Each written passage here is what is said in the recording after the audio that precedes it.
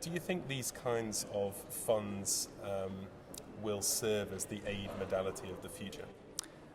It's one of the modalities, but clearly it's an example of a way of trying to be even more efficient than before.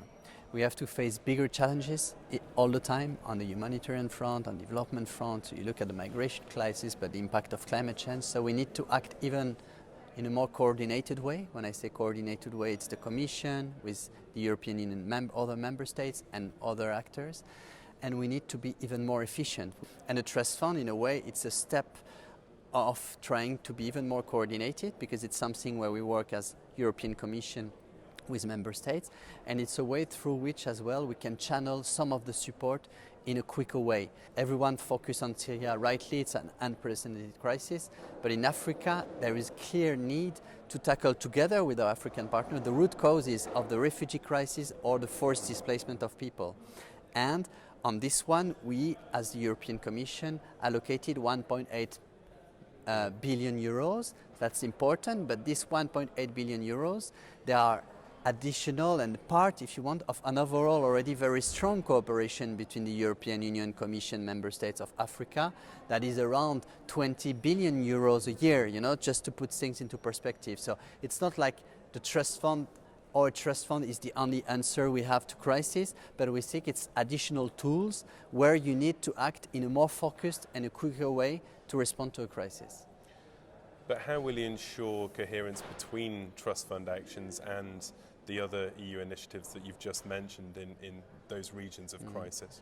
If you look at what we finance behind these trust funds, we take the example of Africa to be specific. Let's continue with this one. These are type of action to first tackle, when we say tackle the root causes, it's first supporting people on the economic side, creating economic opportunities and jobs. So in a way, it's about focusing even more on issue where our cooperation was already there, but where the countries need an extra boost. So there is no problem of coherence in that it's not us imposing that, but the issue of creating jobs for the youth is a key opportunity.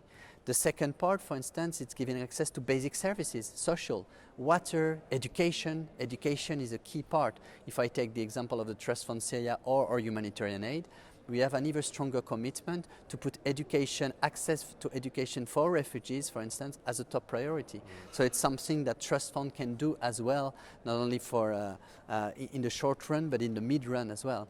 So all these priorities are defined together with our partners, and we try to make sure that we work with all the partners. And what is good about this trust fund, it's like you work with government, but you work as well with, continue to work with civil society, with NGOs. You could work as well with private sector. So it's really about making sure that everything is even more coordinated, because the problem we are facing are not smaller, they are bigger, they will continue. So we need to work more together than before, and trust fund is one of the answers.